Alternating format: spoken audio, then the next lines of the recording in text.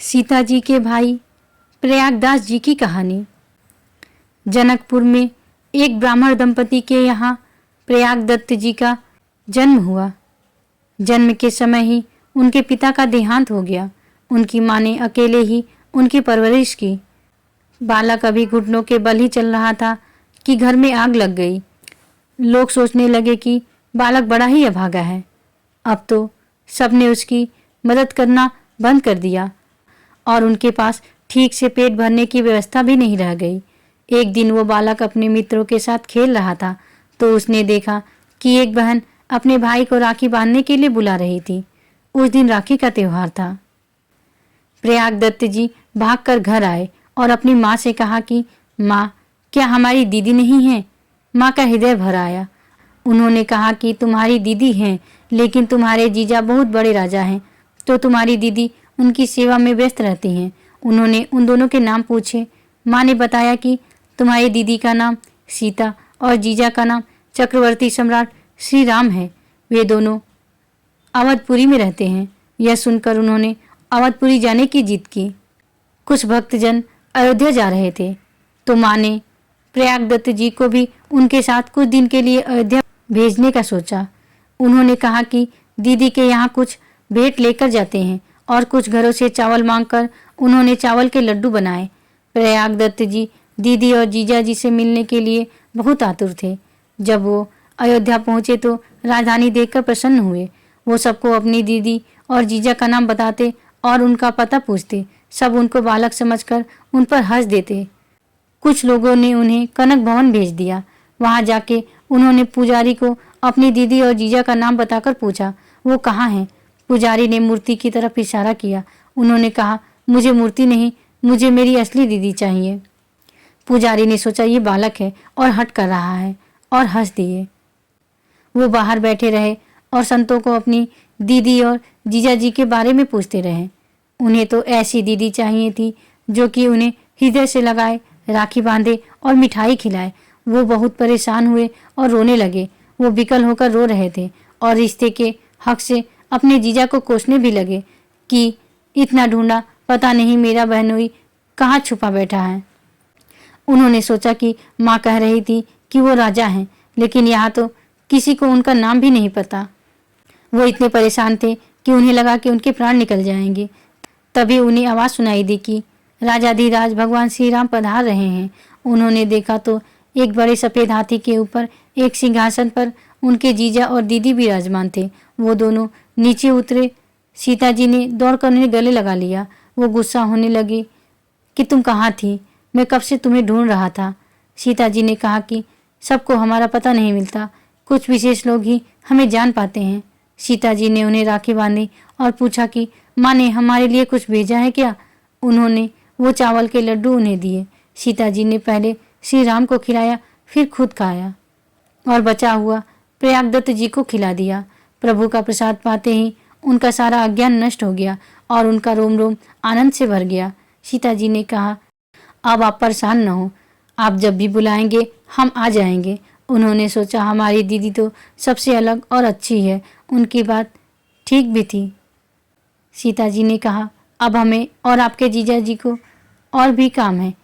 आप अब घर जाइए, माँ को प्रसाद दीजिए और कहिए कि हम दीदी से मिल के आ गए हैं।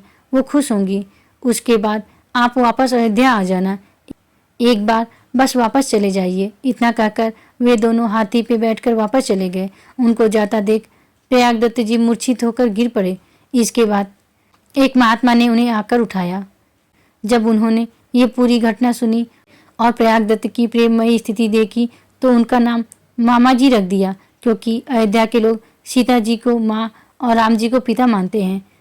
तो क्योंकि प्रयागदत्त जी सीता जी के भाई थे तो पूरा अयोध्या उन्हें मामा जी बोलने लगा। इसके बाद प्रयागदत्त जी ने जनकपुरी की तरफ प्रस्थान किया। जब उनकी माँ ने उनके रोम रोम से तेज निकलते देखा तो समझ गई कि सीता जी ने उन पर कृपा की है। उन्होंने माँ को पूरा वृत्तांत सुनाया तो उनकी माँ भी सीता जी की करुणा के बारे में सोचकर रोने लगी। इसके 1 वर्ष बाद प्रयागदत्त जी के माँ का निधन हो गया और वे अकेले रह गए। इसके बाद प्रयागदत्त जी अयोध्या चले गए अपनी दीदी से फिर से मिलने। अयोध्या पहुंचते ही वह फिर अपने दीदी को ढूंढने लगे। बार बार उनको ढूंढते रहते। उनके हृदय में दीदी जीजा के लिए विरह था।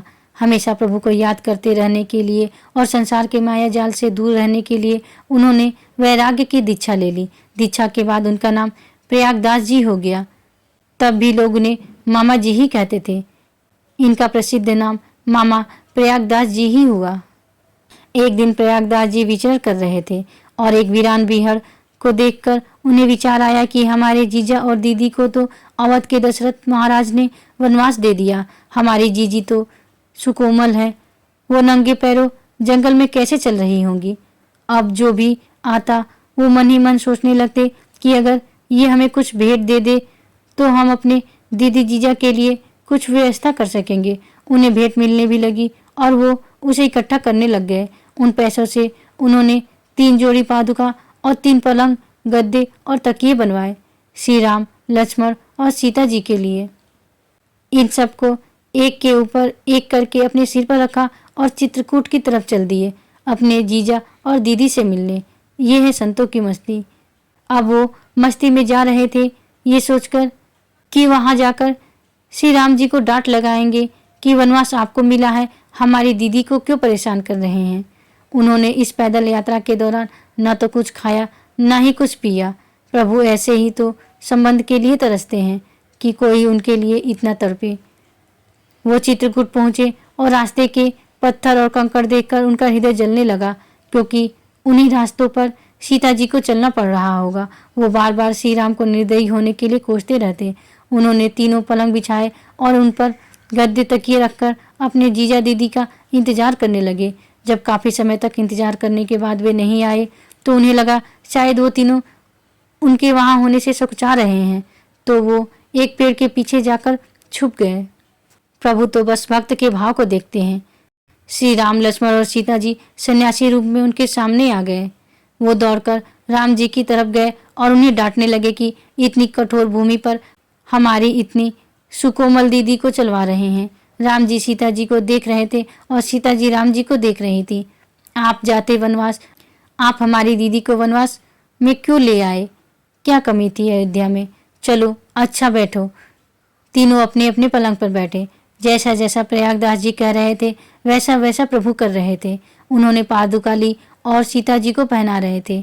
तो सीता जी ने कहा कि पहले जीजा को पहनाया जाता है, तो उन्होंने पहले श्री राम को पादुका पहनाई। ये कोई मनगढ़ंत कहानी नहीं है, ये केवल 200 वर्ष पहले की सच्ची घटना है।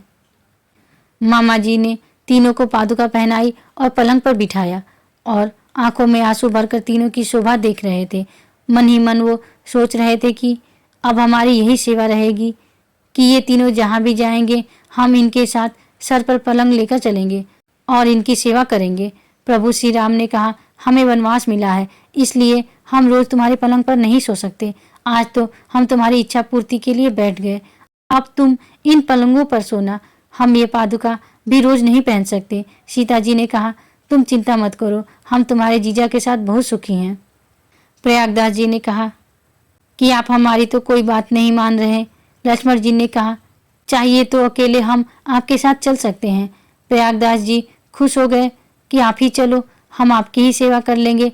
लक्ष्मण जी ने कहा, हम चल तो लेंगे, लेकिन अगर श्री राम चले तो। प्रयागदास जी ने कहा, हमारे साथ मजाक न करें। श्री राम ने कहा, आप ये पलंग लेकर अयोध्या जाओ, इस पर सो, मस्ती में रहो। हम वनवास खत्म होते ही आपके पास वापस आ जाएंगे।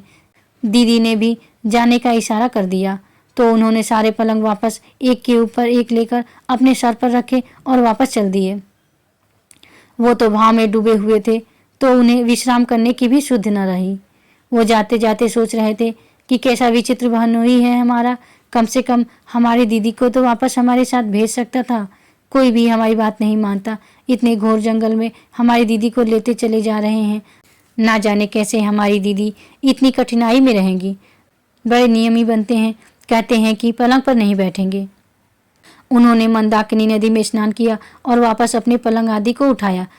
अब वो पलंग थोड़े न रहा, उस पर प्रभु बैठ चुके थे। अब वो पलंग फूल से भी हल्का हो गया था।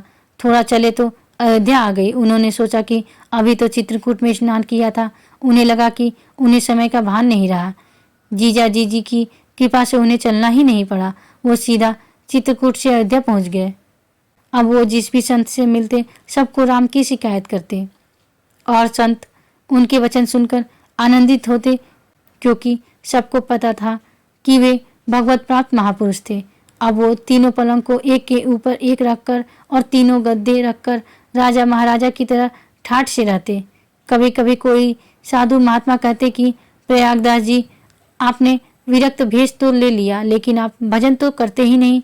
तो प्रयागदास जी बोलते, नीम के नीचे खाट बिछी है, खाट के नीचे करवा, प्रयागदास अलमस्ता सोए, ये रामलला का सरवा। पता है हम किसके साले हैं? श्री राम के। हमें भजन थोड़ी ना करना पड़ेगा। वास्तव में जिसका प्रभु से संबंध दृढ़ हो जाए उससे भजन करने की जरूरत पड़ेगी क्या? वो इसी ठसक से अयोध्या में जिए और शरीर पूरा होने पर भगवान के नित्य साकेत धाम को गए और सदा सदा के लिए अपने जीजा जीजी की सेवा में रत हो गए। राधे राधे।